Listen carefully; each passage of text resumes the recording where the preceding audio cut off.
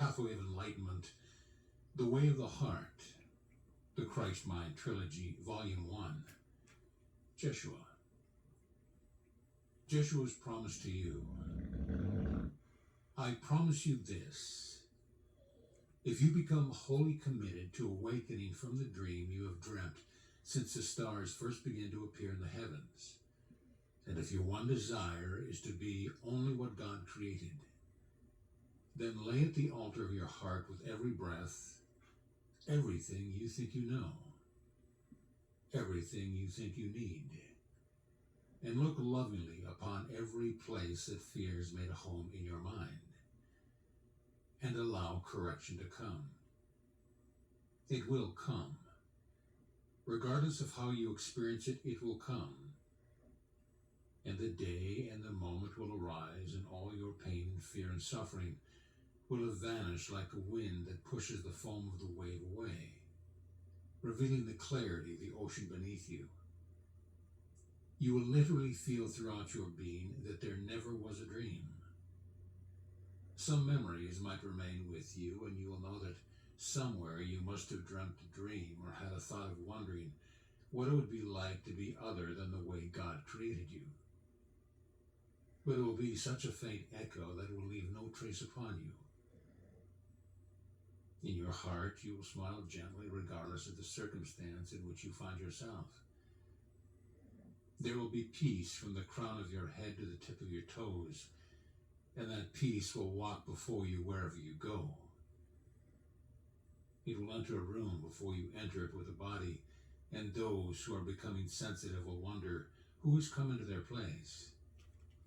And some will even say, "Behold, I believe Christ has come for dinner." And you will be that one, for that is who you are. Christ, eternal. Jeshua. Lesson 1. Now, we begin. And indeed, once again, greetings unto you, beloved and holy friends. I come forth in this hour, yet again, to abide with you where you believe yourself to be. For in truth, if it were not for the fact that you are choosing to turn your attention to the world of physicality through the vehicle of the body, our communication would not require the device of what you might call channeling, nor the devices of the technology of this world in which to record and capture spoken words that are themselves but the reflection of what the words would point your mind toward. Therefore, beloved friends, I come not for myself, but for you. I come not to teach you, but to love you, until you choose from the depth within your own being to set aside every illusion you have ever given credence to, and to remember the truth which alone is true. For indeed, in that hour, there is a transcendence of all that knows limitation. There is a transcendence of all that knows coming and going, birth and death. There is but the mind of Christ within with each of us as a spark of divine light. As a sunbeam to the sun, rest eternally in perfect communion and communication always. Now, of course, the great secret is that is the state of your reality. That in each and every moment, you abide in perfect communion with the whole of creation. Since all things are but temporary modifications of the one fundamental energy which I have chosen to call the Christ mind, the offspring of the Father. And so, beloved friends, I come to where you choose to be.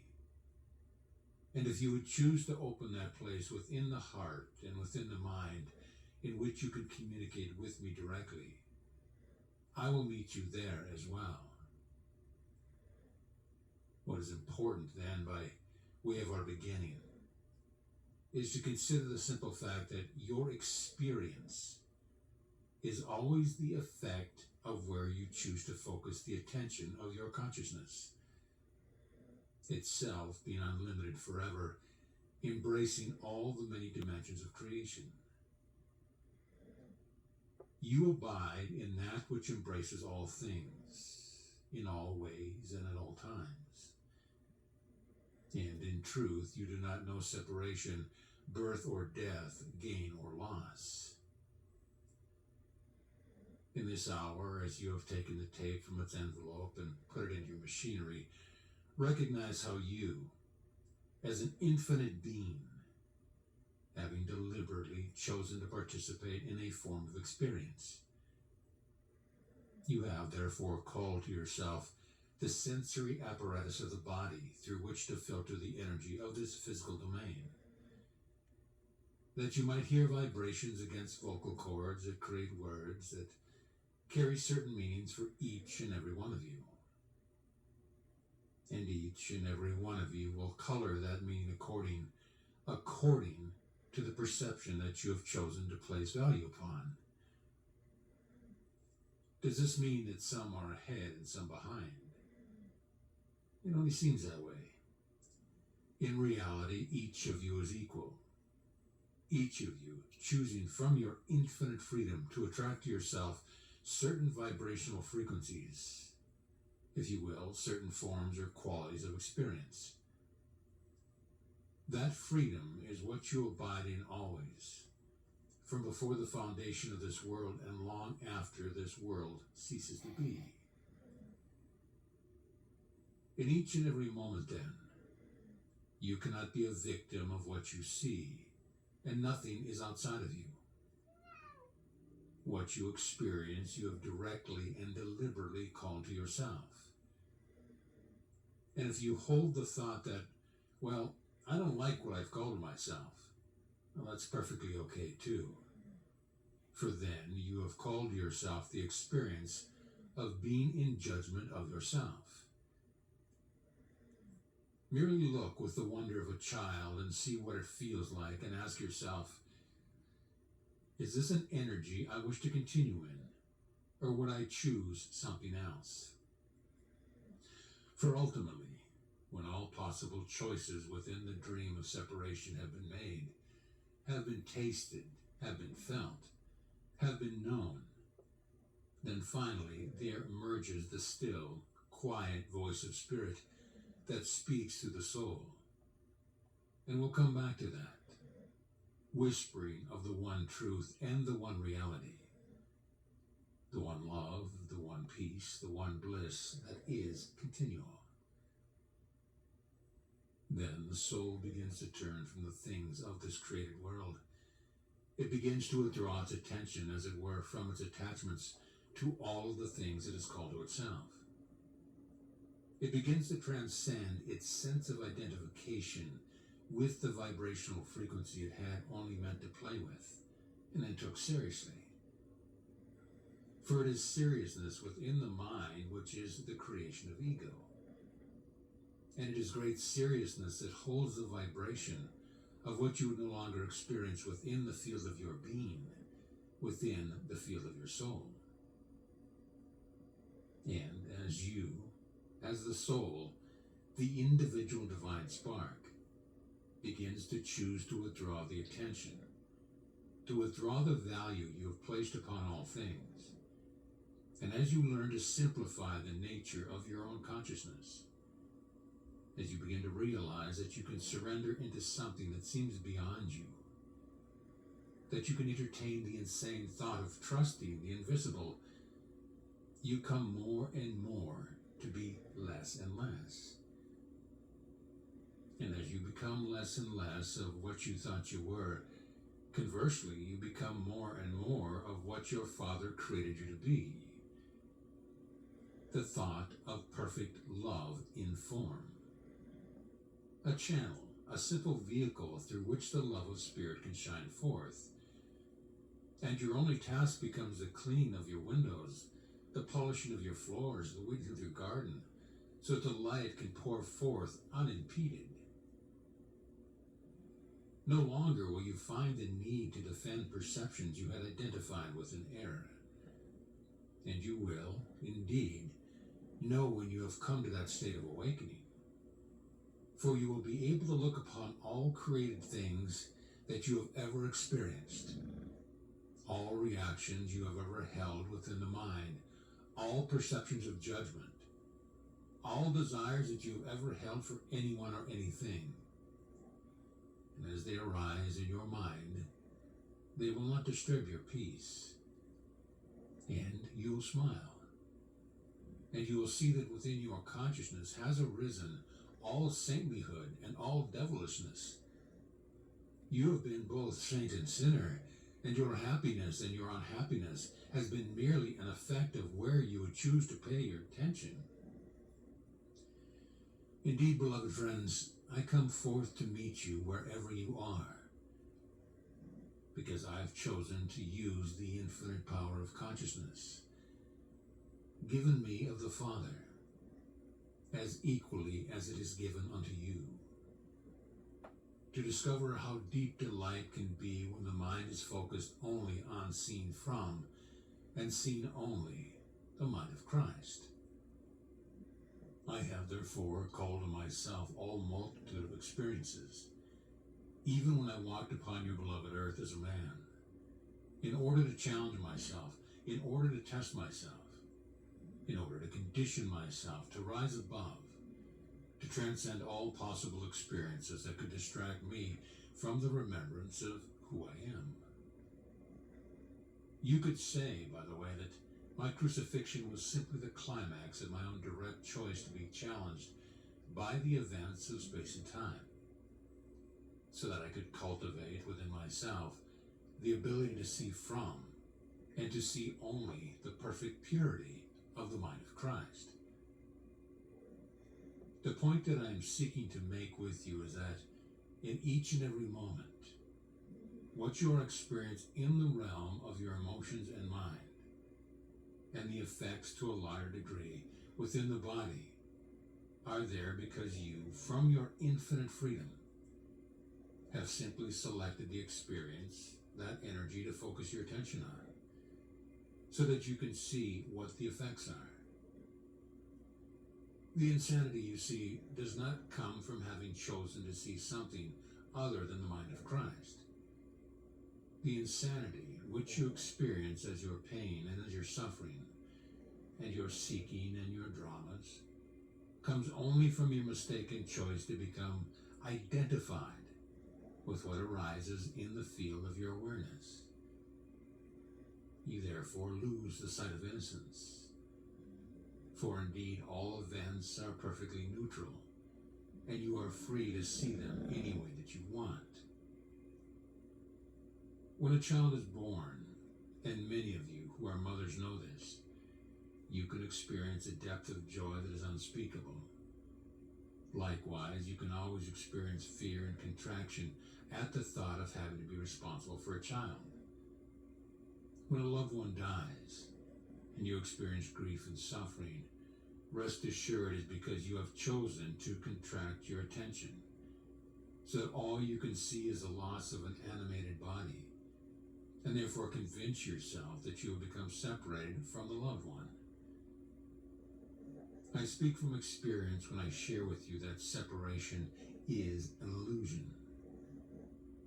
And when death occurs in your plane, in that very moment, you still have the power to choose to recognize that something has changed, and to shift your attention to a different faculty that the body could never possibly contain, in which you perceive and hear and communicate with that spark of divine light, the soul that seems to have given up the idea of trying to keep physical form animated. It is therefore imperative, and in fact, it is the very first step on what we are going to begin to call the way of the heart. The first step in awakening is to allow into the mind the thought, the axiom, the truth, that nothing which you are experiencing is caused by anything outside of you. you experience only the effects of your own choice. For you see, during this coming year, we will be building month by month on what I'm choosing now to call the way of the heart. It is the way unknown to the world. It is a way unknown to many that would call themselves spiritual teachers, for it is not a way of resting on or becoming dependent on magical means. It is rather the pathway which cultivates within you the decision to turn your attention upon your own mind, upon your own behavior, upon what is true and real for you, moment to moment, to study it, to consider it, to feel it, to breathe the light of spirit through it, and to constantly retrain the mind so that it assumes complete responsibility in each moment. And why is this necessary? Because without it, there can be no peace. Without it, you cannot transcend the false identifications that you have chosen. To use perhaps a simpler form of your language, you need to come to the point where you say to yourself, I've done this to myself. I did it. I must correct it. No one is to blame. The world is innocent. And in the coming months, we will be communicating with you more and more deeply the finer points, if you will, of the way of heart. For it is that way that was taught to me, and it is that way to which I have pointed you with many, many clues. It is the way that brings about the reversal of every thought you have ever had about anyone or anything. It is that way alone which allows you to pass back through the eye of the needle and to come to rest in perfect peace from which you have sprung forth. The way of the heart is not the way of the intellect, for indeed that aspect of the mind was never designed to be your master. It was designed to be a humble and, if you will pardon the expression, very stupid servant of the awakened heart. The heart is that which feels all things, embraces all things, trusts all things, allows all things. The heart is that in which the soul rests eternally. The heart is that which is beyond space and time, and is that spark of light in the mind of God, which is called Christ. And only in that will you find the peace that you seek. You will discover then that the pathway of awakening is not a pathway of avoidance, but a pathway of truthfulness. It is not a pathway of accomplishment and pride, but a pathway of releasing from the consciousness every hope and every wish to be special, to see yourself as having made progress, so that you can pound a fist upon the chest and spread the tail feathers.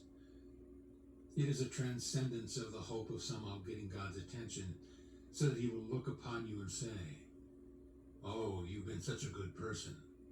Oh my goodness, yes, well, I think we'll allow you into the kingdom now. It is a way in which you will come to cultivate, regardless of your inner experience or degree of awakening, to cultivate the willingness and the art of returning to the simplicity of empty-headedness and not knowingness with each and every breath. It is a way of life in which all things and all events become an aspect of your meditation and your prayer, until there is established once again within you the truth that is true always. Not my will, but thine be done.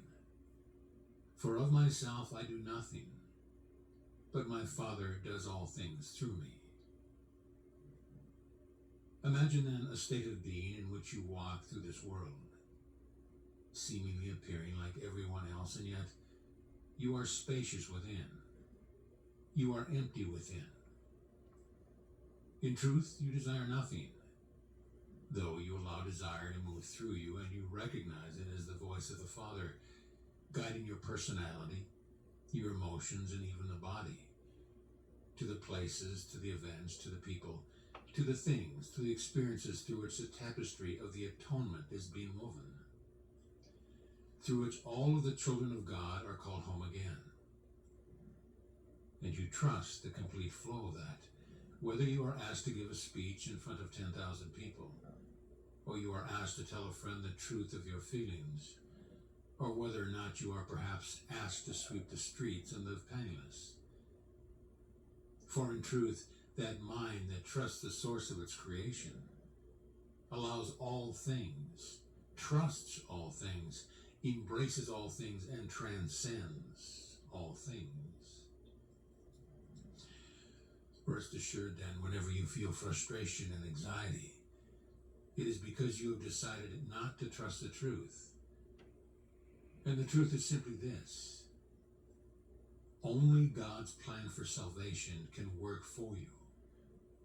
Your way must always fail, for your way begins with the illusory and insane assumption that you are a separate being from the mind of God and must therefore direct your own course. For if you are sick and diseased and not at peace, why would you decide that you know how to create peace? It requires great humility to accept the first step on the path. I have done all of this. I must undo it. But I have no idea how I did this. Therefore, I must surrender to something else. I want to give you this thought. Even I gave it to this, my beloved brother, some time ago. And the thought is this, and I would ask that you consider it well. What if the very life you are living, and each experience that has come into you now since the moment you decided, I've got to awaken here? What if everything was being directly sent to you of your Father? Because your Father knows what is necessary to unravel within your consciousness to allow you to awaken. What if the very things you are resisting are the very stepping stones to your homecoming? What if you achieved a maturity along this pathway in which you were finally willing to let things be just as they are? And if it was necessary to sweep the streets, you simply took a deep breath and said, Father, you know the way home, and therefore began sweeping. And up into the mind comes the thought, oh my God, I won't be recognized, I won't stand out, people won't think I'm special if I'm just a street sweeper. And you recognize, aha, no wonder my Father wants me to do this. I've got to flush this up so I can look at it, disidentify from it, and learn to be the presence of love in the sweeping of the street. For in truth, I tell you, the least of these among you, according to your perception, is already equal to the greatest. And there is none among you who is less than I am. And so, the way of the heart begins there. It begins by accepting the humility that you've created quite a mess within your consciousness. You've created a labyrinth and got lost within it. And you don't know the way back. That of yourself, you can do nothing. For all you've managed to achieve is the creation of a whole lot of insane dramas that are, in truth, occurring nowhere except within the field of your mind. They are like chimeras, like dreams. In truth, there is no difference between a waking state in which you would be the director of your life and the dreams you have when the body sleeps at night. They are both the same thing.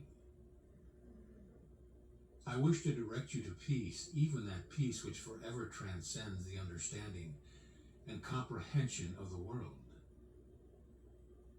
I desire, because my Father desires it through me, to bring you wholly to where I am, that you might discover there is someone that got there ahead of you, and when you look closely you go, ah, it's myself. I've always been there, but I forgot. And in the end of all journeying, in the end of all purification, and indeed, purification is still necessary, you will discover that to awaken means to have journeyed nowhere. It means to have arrived at a goal that has never changed. Awakening is only remembrance, but it is a remembrance not just of the intellect, for it is not an idea as you would understand ideas. It is an idea that vibrates through the whole field of your beingness, so that even the cells of the body, while yet the body remains coalesced together in its present form, even the cells of the body awaken and relax in the truth that is true always, the way of the heart. If you were a gardener, would you not cultivate the art of weeding your garden? Would you not look to see that the soil is just the correct dampness? Would you not keep your eyes on the clouds and the horizon in the heat of the day?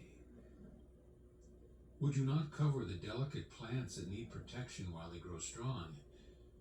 And if those that would come would not respect your garden, would you not ask them to leave or build a temporary fence until the garden is strong enough, until it bursts forth with enough fruit so that you can give to even those who do not respect it? Be you therefore a wise gardener. Cultivate a deep love and respect for yourself. For you are not here to fix the world. You are not here to fix your brother or sister. 'Tis only love that heals. And until you have loved yourself wholly, by having purified the mind of every erroneous thought you've ever held, until you've loved, you do not in truth love anyone or anything, save in these brief moments when you let your guard down and the love of God shines forth through you so quickly that you didn't even know what happened. For the wise gardener cultivates a state of consciousness in which the love of God is unimpeded. Beloved friends, those of you that have elected to answer a call to participate in this pathway with this family, if you would make your commitment to trusting your Creator for having set before you a pathway that can indeed lead you home, you will indeed arrive at home. But commitments means that you do not get to leave the room when the shouting begins. The shouting we're speaking of is the shouting within your own mind, within your own body, within your own emotions. That you will stay with these things by being honest about them and loving yourself for ever having the power to even create such insane perception of yourself and the world around you. The way of the heart is the final pathway that any soul can enter. There are many stages of awakening. There are many pathways that can be followed, but ultimately, all roads lead to Rome, so they say. Eventually, each soul must find its way into the way of the heart and come back to the truth that it's time to take responsibility, to learn to cultivate the ability to look upon the deep and vicious blackness of what I have called ego, which is nothing more than the cesspool of denial. It is that which lacks light, and begin to bring light back to it by simply observing your own mind, your own behavior, your own reactions with a sense of wonder, with a sense of innocence, and with a sense of childlikeness. For it is not written that you must again become like a little child to enter the kingdom. The little child simply marvels at all they see. Well, how about that? Can you imagine looking upon the deepest, darkest parts of your own shadow, your own denial, and begin to able to say, oh, how about that? Remember then that everything is neutral, and in truth, all that which arises within your consciousness has no effect upon the truth of your reality. The way of the heart, then, is a way of cultivating the decision to become identified with the light that can shine away all darkness. Not by fighting with it, but by recognition of it, embracing it as your own creation and choosing again. The way of the heart is the way that I teach. And now we begin a more focused, shall we say, year-long study, a year-long cultivation together, the way of the heart might become established within your holy mind, and we will be drawing indeed upon many sources. And there may be some surprises according to who may choose to speak to you through this vehicle. But rest assured, at all times and in all ways, I have committed myself to gently directing the birthing and the manifestation of what you've come to call Shanti Cristo. The idea was given by me, and what I give I nurture, and what I create together with you I do not abandon. Therefore you will find that I will be there always. We will have yet to see whether you will be. Remember then always that the truth is true always. Is it not time, beloved friends, to truly step into ownership of your only reality? The way of the heart does not know the word avoidance. The way of the heart does not know deception, manipulation, or control. The way of the heart does not know blame, although it watches these things arise as echoes of old patterns now outgrown.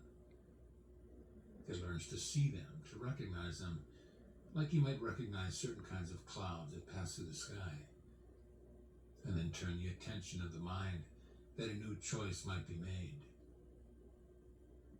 The way of the heart is the way that calls you home, and the call comes from that deep part of your soul that is still like unto the Spirit, which abides as Christ in the holy mind of God.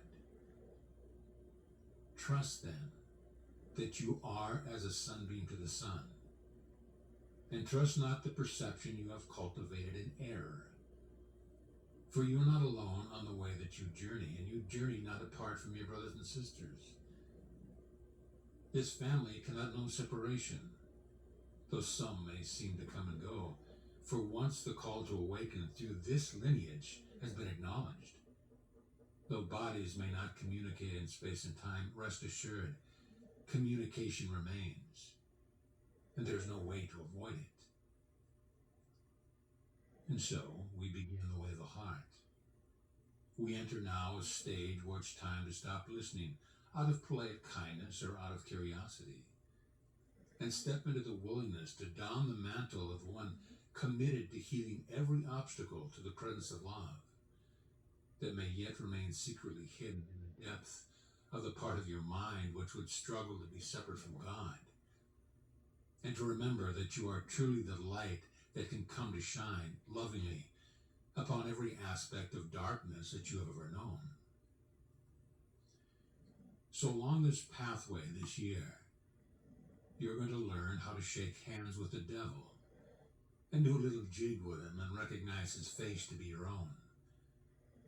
For when you can dance with the darkness that you have created, that darkness is transformed into an angel, and light abides with light.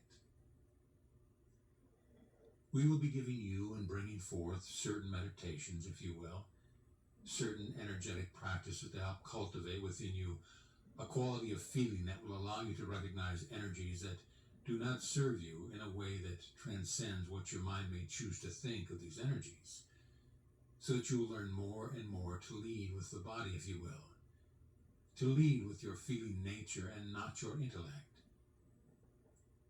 For your intellect does not know anything except the trivialities that you have shoved into it like garbage into a garbage can. The intellect can never bring the healing of the heart that is the atonement. It can only be utilized to argue against the insane perception you are used to, that you might come to see that perhaps there is a greater good in giving up your insistence on treating the intellect as your God. Therefore, indeed, beloved friends, dance often, rejoice, play often.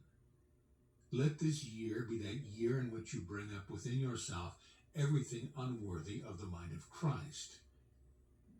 Every thought of scarcity, every sense of unworthiness, every fear. Let them come up, look at them, embrace them, transmute them through your own love of self and through your honesty. Accept where you are and don't pretend to be otherwise, For the wisest are always the humblest. Be you therefore at peace, beloved friends. Be you therefore at peace in all things. For we delight, and I speak here of the many we, who are in what you might call a disembodied state, who are electing to participate with you, that are asking to be helped this year through this way. We delight in joining with you. We delight in loving you. We delight in waiting on you to welcome yourself home. Therefore, indeed, we will begin to end this message of this hour now. But as we close, I would ask that you would close your eyes for just a moment and take a deep breath into the body and let it go. And as the breath leaves the body, hold the thought, there is nothing worth holding on to any longer that keeps your peace and happiness at arm's length. Become committed. Become fully committed to the experience of happiness. Even as you've been fully committed to unhappiness and limitation and lack. Give your Creator full permission this year to sweep the basement clean. There really isn't anything down there worth defending or protecting. And it will come to pass that you will know the perfect peace of empty-headedness, not knowingness. You will know what it means to be relieved of time and to be comforted by what is eternal. Peace be unto you always, and never once let yourself think that you are alone. It is what they call, what is the word you have? Haberdash. What is this haberdash? That is an interesting term. It is nonsense for you to think that I'm not with you. You have asked, I picked up the phone. We are in communication. That is the way it is. That is the way it will be until the end of all illusions.